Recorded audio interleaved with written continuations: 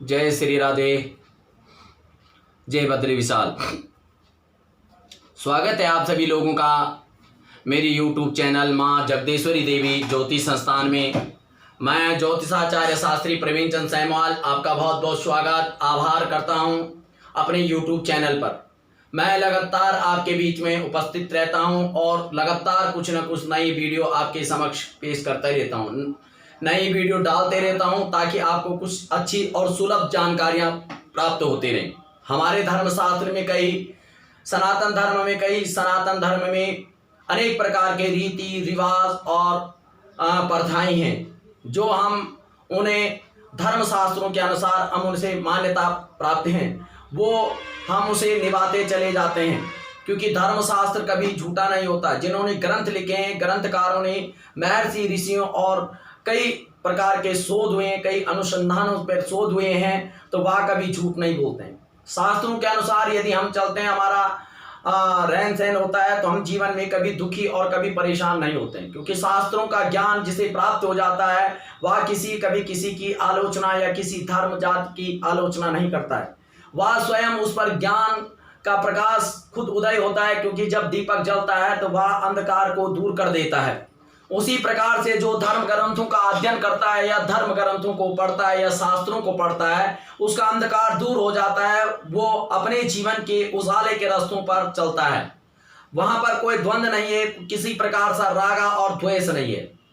इसी प्रकार से मैं अपने YouTube चैनल के माध्यम से आपको आज 18 सितंबर 2020 शुक्रवार का दिन होगा और 16 अक्टूबर 2020 यानी उस दिन भी शुक्रवार का दिन होगा। अधिक मास यानी मलमास, उसे पुरुषोत्तम मास भी कहा जाता है। सूर्य मेष आदि राशियों पर विचरण करता है और मीन राशि 12 संक्रांतियां होती हैं। मेष को बैसाख कहते हैं, बैसाख वृष को जेठ कहते हैं, आषाढ़ को मिथुन कहते हैं, श्रावण को कर्क। इस प्रकार से 12 राशियों पर भोग करता है और सूर्य एक राशि से दूसरी राशि में परिवर्तन करने पर अर्क लग जाता है, यानी मेष राशि पर प्रवेश होगा तो बैसाख अर्क लग जाएगा, बैसाख संक्रांति होगी।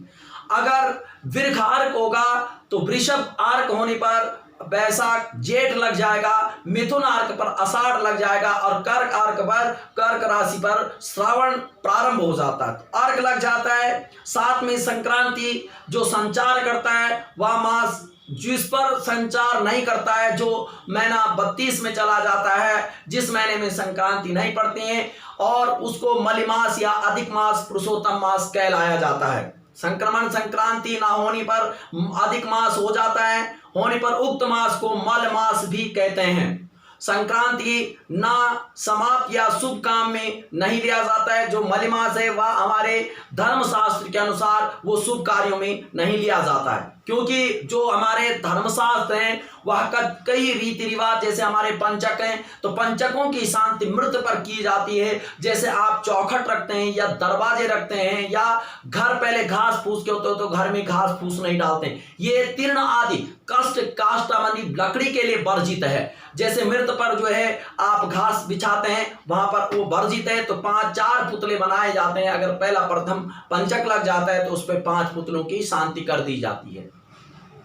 इस प्रकार से कई मान्यताओं के अनुसार मल मास का भी लोक व्यवहार में संक्रांति रहित मास को अधिक मास कहते हैं। जो हम लोग व्यवहारिक में रहते हैं वह विषय अत्यंत पुण्य प्रदायी होता, वह समय जब भगवान स्वयं भगवान विष्णु उसका प्रादुर्भाव कहता है। मलिमास में जो आप पूजा पाठ जाप दान आदि पुण्य करते हैं वह अक्षय हो जाता है। मलिमास अधिक मास में वह आध्यात्म की ओर जो हम धर्म अपने लिए भी करते हैं, जो हम साधना करते हैं, जो उपासक हैं, जो माँ के विशेष उपासक हैं, मान लो बगलामुखी के हैं या कामाख्या के भक्त हैं या काली के उपासक हैं, भगवान शिव के उपासक हैं, भैरव के उपासक हैं, जो जिसका उपासक है वह इस समय अपना जाप आदि 1 महीने में कर सकता है। जैसे कि मैंने अभी बताया कि 18 सितंबर 2020 से 16 सितंबर 2020 तक 16 अक्टूबर 2020 तक मलिमास रहेगा। उसके बाद नवरात्र आएंगे, तो उससे पहले आपको हमेशा पूजा पाठ, जैसे कि यहाँ पर बड़ा पुण्यदायी पुरुषोत्तम मास होता है। एक सौर वर्ष में 365 दिन होते हैं और 6 घंटे एवं फिर जो है आगे किसी का भी होना, मतलब 365 दिन हमारे सौर में होता है, 9 घंटा का दिन होता है। एवं जब हमारा अधिक मास या मल मास चला जाता है तो वहां पर जो चंद्र वर्ष होता है वह 354 दिन का होता है, 354 दिन का होता है। उसमें लगभग 9 घंटे और बढ़ जाते हैं। सौर वर्ष एवं चंद्र वर्ष में सौर मास उच्च चंद्र मास में कहलाया जाता है। सामंजस्य को बिठाने के लिए सौर मास और चंद्र मास को सामंजस्य बिठाने के लिए अगले 3 वर्ष के बाद, यानी हमारे 28 महीने के बाद या 36 महीने के बाद मलमास, कभी 28 महीने में मलमास चला जाता है या कभी 36 महीने में, प्रत्येक महीना मलमास चला जाता है, यानी 3 वर्ष बाद मलमास जाता है, क्योंकि उसको सामंजस्य बिठाने के लिए वह मलमास जाता है। जो अधिक मास हो जाते हैं, जो बढ़ जाते हैं, उनका सामंजस्य कहीं ना कहीं उसको ठीक करना होता है, इसलिए 3 वर्ष में या मलमास में अधिक मास को माना जाता है।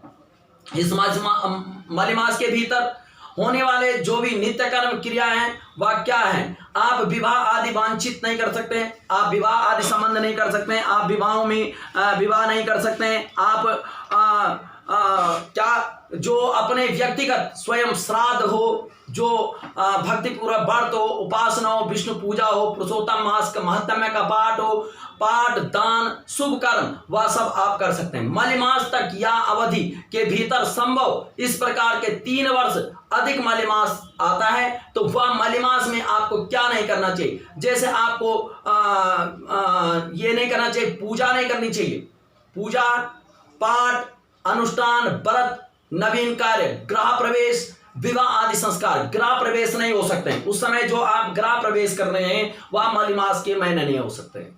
जो नया वाहन आप खरीदना चाहते हैं वो नया वाहन आप नहीं खरीद सकते हैं। मलमास के टाइम आप देव प्रतिष्ठा नहीं कर सकते हैं, या किसी विशेष अनुष्ठान का आयोजन नहीं कर सकते हैं, या मुंडन नहीं कर सकते हैं। और वहां पर काम्या, जो हम किसी की काम्य मतलब होता है किसी कामना अर्थ के लिए कोई आदि हम अनुष्ठान करते हैं, या नवीन आभूषण नहीं बना सकते हैं, हम उन पर वर्जित रखते हैं। जैसे गाड़ी खरीदना, गाड़ी बेचना, ये सब हम नहीं कर सकते हैं। व्रत अनुष्ठान नहीं कर सकते हैं। अन्य काम्य व्रत जो हम विशेष कामना के लिए, जैसे रोगी के लिए हम अगर महामृत्युंजय करते हैं, कोई बीमार चल रहा है उसके लिए आप महामृत्युंजय कर सकते हैं, सतचंडी कर सकते हैं, क्योंकि वह विशेष कामना के लिए। लेकिन अगर हम जैसे लगातार अपने अनुष्ठान करते हैं वो नित्य कर्म आपके रुक जाएंगे। साथ में जो हमारे बड़े अनुष्ठान होते हैं, जैसे हमारा सबसे बड़ा संस्कार 16 संस्कारों में विवाह संस्कार है, मुंडन संस्कार है, वह सब रुक जाएंगे। तीसरे वहां पर आदि कष्ट से निवृत्ति के लिए जाते हैं जाप अनुष्ठान, जो हमारे विशेष कष्ट की निवृत्ति के लिए। मैंने कहा कि अगर किसी को रोग हो रहा है वहां पर यदि कोई महामृत्युंजय का पाठ करता है तो वो अनुष्ठान आप कर सकते हैं। साथ में जैसे गर्भाधान, पुंसावन और सीमांत आदि जो आपके नित्य कर्म है, नित्य नैमित्य कर्म जो आप कर्मकांड आप करते हैं, वह नित्य कर्मकांड आपके लगातार मलमास में चल सकते हैं। जैसे आप विष्णु की पूजा कर सकते हैं, विष्णु महात्म्य कर सकते हैं, श्रीमद् भागवत का मूल पाठ आप स्वयं भी कर सकते हैं। अनुष्ठान नहीं कर सकते हैं आप स्वयं, जाप इत्यादि आपका जो नित्य कर्म है वह मलमास में चल सकता है। इस समय जो दान पूजा पाठ आप करते हैं वह आपको लाभान्वित होगा और बहुत ही पुण्यदायी पुरुषोत्तम मास अधिक मास प्रारंभ है। इसे जो भी आप कर्म करते हैं उसका आपको निश्चय ही फल की प्राप्ति होती है। 18 सितंबर 2020 शुक्रवार से प्रारंभ होगा पुरुषोत्तम अधिक मास, 16 अक्टूबर 2020 तक रहेगा, 16 अक्टूबर 2020 तक रहेगा। साथ में 17 अक्टूबर से नवरात्र, माँ के माँ अखिल ब्रह्मांड नायिका के नवरात्र प्रारंभ हो जाएंगे। घटिया स्थापना जो मेरी अगली वीडियो आएगी उस वीडियो में एपिसोड 2 में आपको दिखाऊंगा आपको कैसे करना। तो अधिक मास पुरुषोत्तम मास में आपको क्या करना है? पूजा पाठ जाप दान आदि करते रहना है। विशेष आज का सभी अंकों के लिए, सभी राशियों के लिए अच्छा रहेगा। आपका दिन शुभ हो और मंगलमय हो। आपकी कल्याण की कामना करता हूँ, आपके शुभ मंगलमय जीवन की कामना करता हूँ, सुखदा जीवन की कामना करता हूँ। मां जगतेश्वरी देवी ज्योति संस्थान की ओर के आपका बहुत बहुत धन्यवाद। जो मेरे YouTube चैनल पर मेरे मित्र नए जुड़े हुए हैं वो प्लीज चैनल को सब्सक्राइब करें, बेल आइकन करें, ताकि जो भी वीडियो डालूं आपके पास सबसे ज्यादा आपके पास पहुंचे, सबसे पहले आप देखें। तो धन्यवाद। जय श्री राधे, जय बद्री शाह।